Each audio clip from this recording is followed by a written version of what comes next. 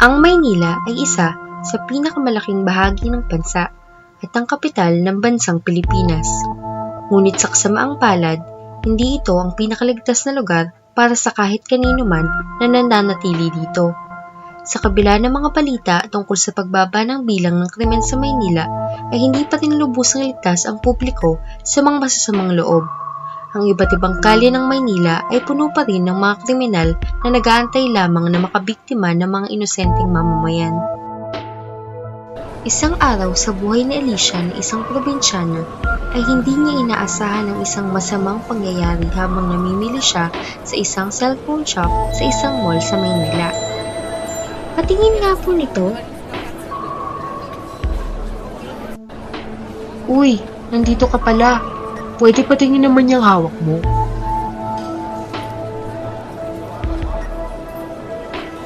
Ma'am, bibili niyo po ba yung tinitingnan niyo kanina? Ha? Pero wala na sa akin. May nanghiram sa akin kanina. Bayaran niyo na lang po, ma'am.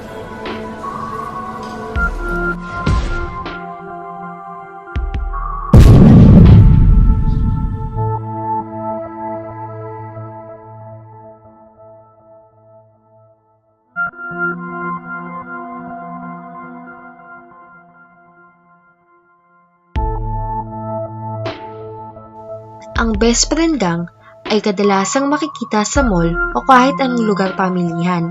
Ang binibiktima ng modus na ito ay ang mga mamimili ng kagamitan kagaya ng relo, alahas, cellphone at iba pang electronic gadgets.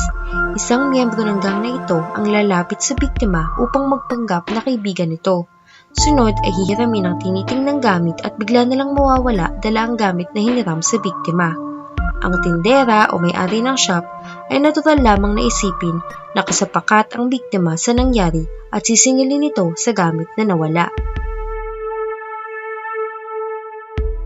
Ito naman si Chin, pagod at pauwi na galing trabaho. Miss, mukhang may dura po sa balikat ninyo. Ayan po oh.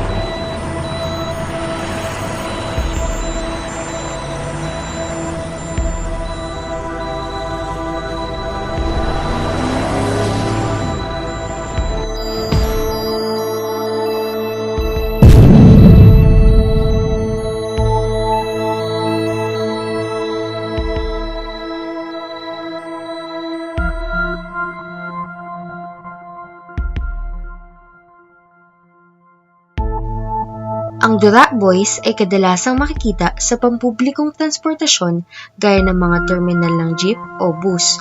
Kadalasan, ito ay binubuo ng 3 miyembro. Isa sa kanila ang magsasabi sa biktima na may dumura sa manggas o sa likod niya.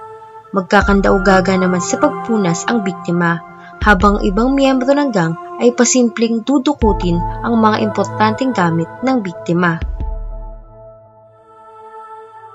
Si Saturnina ay naglalakad na papunta sa sakayan ng jeep papasok pa lamang sa trabaho. Habang naglalakad ay hindi niya inaasahan ang di magandang pangyayari.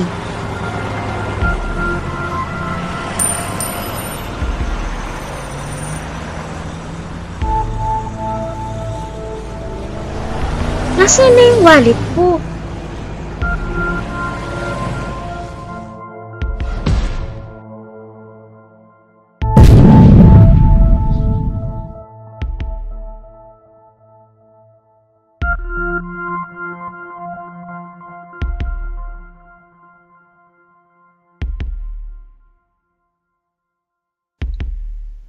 Ang Laglag Baryagang ay makikita sa mga terminal ng bus, papuntang probinsya o syudad, pati na rin sa mga jeep at iba pang stasyon.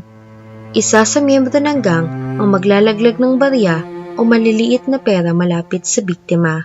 Habang pinupulot ng biktima ang nilaglag nilang pera, ay unti-unti nang kukuha ng gamit sa bulsa ng biktima ang isa nilang miyembro.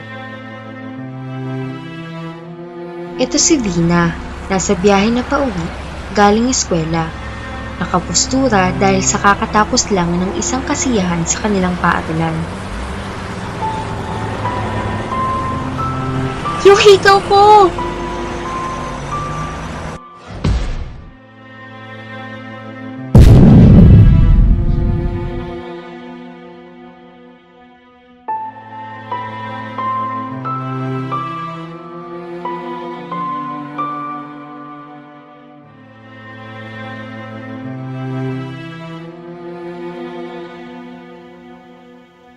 Ang pitas gang ay kadalasang nasa mga terminal ng bus papuntang probinsya o syudad, pati na rin sa mga jeep, motor pampasahero, sidecar o kahit sa labas ng paaralan.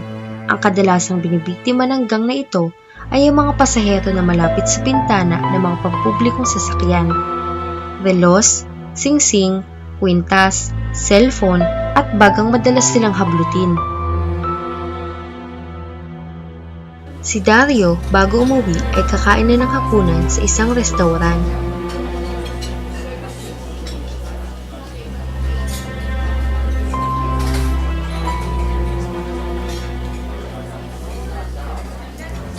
Nasaan na yung gamit ko?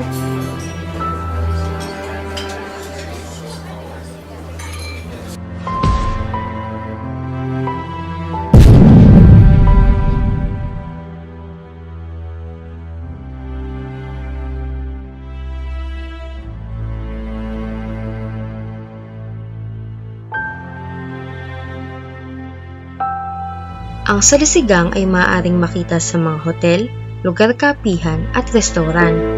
Ang miyembro ng gang na ito ay nakapostura at mukhang isang totoong negosyante. Uupo malapit sa biktima ang mga ito. Kapag nakita na nilang wala na ang atensyon ng biktima sa mga gamit nito, ay pasimpleng kukunin ng isang miyembro ng gang ang gamit nito at iaabot sa kasapakat at ilalabas na ang gamit na nakuha. Sabay aalis na sa lugar kung nasaan ang biktima. Ito naman si Luigi. Gabi na, ngunit dahil sa nakatakdang oras niya pa lang sa trabaho, ay naglalakad pa lamang papasok sa trabaho. Akin na yung bag mo. Ito na po.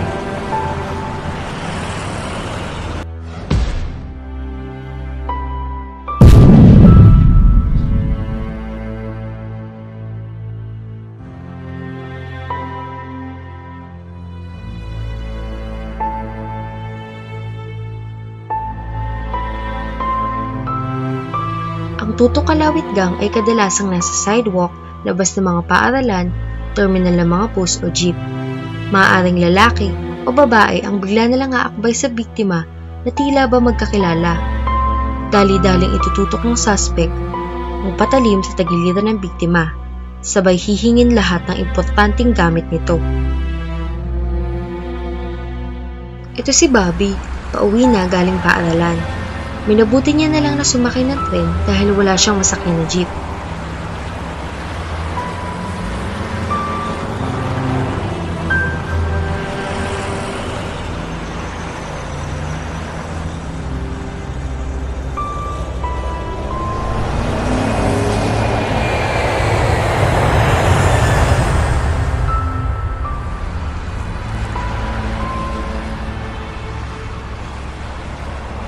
Nasaan na yung wallet at cellphone ko?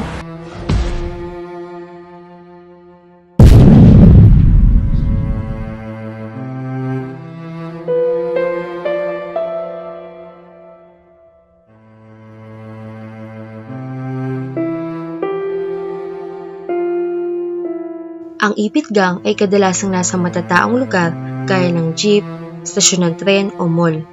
Kadalasang binubuo ito ng 4 hanggang 3 miyembro.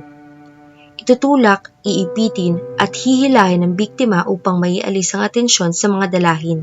Habang ito ay nangyayari, ninanakawan ng ibang miyembro ang biktima. Si Mervin ay malapit na makauwi sa kanilang tahanan nang biglang may kumausap sa kanya. Iho, may kailangan lang sana ako. Baka naman maaari mo munang hawakan tong mga bag ng pera na to. Sige ho.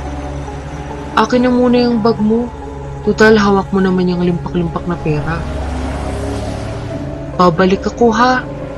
Pakihawakan mo na yung maigi ang mga pera. Nasaan na yung kausap ko kanina? Peke ang mga to!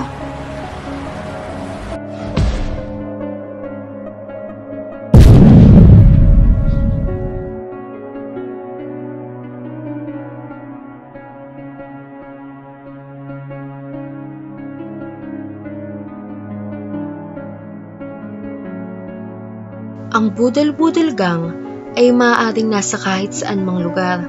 gamit ang kanilang kakayahan sa panghihipnotismo o ang mga peking importanteng gamit na ipapahawak nila sa kanilang biktima, ay madali na nilang makukuha ang tiwala nito. Bigla na lang nilang kakausapin ang biktima nila. Maaaring aarte sila nahihingi ng tulong o aalokin ng biktima na makipagpalit ng bag kapalit ang bag ng pera na hawak nila. Aalis na ang suspect, dala ang bag ng biktima at iiwan ng biktima na hawak ang bag na laman ay peking pera na nanggaling sa kanila. Ang mga representasyon na inyong napanood sa kung paano nangyayari o ginagawa ang iba't ibang modus operandi ay hindi makakapigil sa mga iba't ibang uri ng kriminal sa ating bansa. Nagsisilbi lamang itong gabay sa publiko upang maging may kamalayan sa mga ganitong uri ng sitwasyon. Sa pagkakataon na makaramdam ng badya ng panganib sa inyong paligid, ay makabubuting umalis agad sa lugar o ipagbigay alam ito sa otoridad. Sa kabila ng mga ganitong klase ng insidente na maaaring mangyari sa iba't ibang lugar sa bansa, ay marami pa ring magagandang lugar na bisitahin sa Pilipinas, lalo na ang Metro Manila na kapital na rehiyon ng bansa. Ang video na ito ay hindi inilaan upang takutin o bigyan ng dahilan ang mga tao na huwag bisitahin ng bansa. Sa halip, nilalayon nito na magkaroon na sapat na kamalayan ang publiko at itaguyod ang kaligtasan para sa mga taong naninirahan o bibisita sa ating bansa. Kahit saan mga lugar, ang mga masasamang loob ay hindi mapipigilan. Kaya't dapat laging handa, maging mapagbantay, gising at listo kahit anong oras. Mag-iingat po tayong lahat.